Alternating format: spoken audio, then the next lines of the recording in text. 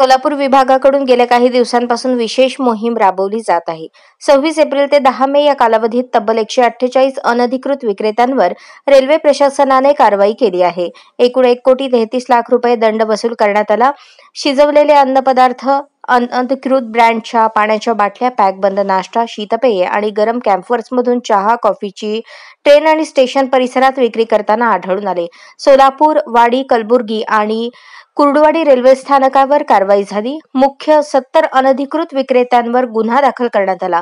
सर्व अनधिकृत विक्रेत्यांकडून 87,505 रुपयांचा दंड वसूल करण्यात आला. तसेच रेल्वे स्थानकावरील अधिकृत केटरिंग स्टॉल्सवर बेकायदा कालबाह्य खाद्यपदार्थ, अनधिकृत ब्रँड पाण्याच्या बाटल्या विकणाऱ्यांवर कारवाई झाली. त्यांना 46,000 रुपयांचा दंड करण्यात आला. सोलापूर विभागात कॅटरिंग सेवांमार्फत उच्च दर्जाची स्वच्छता आणि गुणवत्ता राखून प्रवाशांची सुरक्षा आणि कल्याण सुनिश्चित करण्यासाठी वचनबद्ध आहे.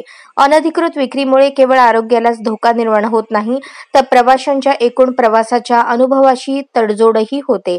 त्यामुळे कठोर कारवाई केली जाईल असा इशारा रेल्वेचे वरिष्ठ विभागीय वाणिज्य व्यवस्थापक योगेश पाटील यांनी दिला आहे.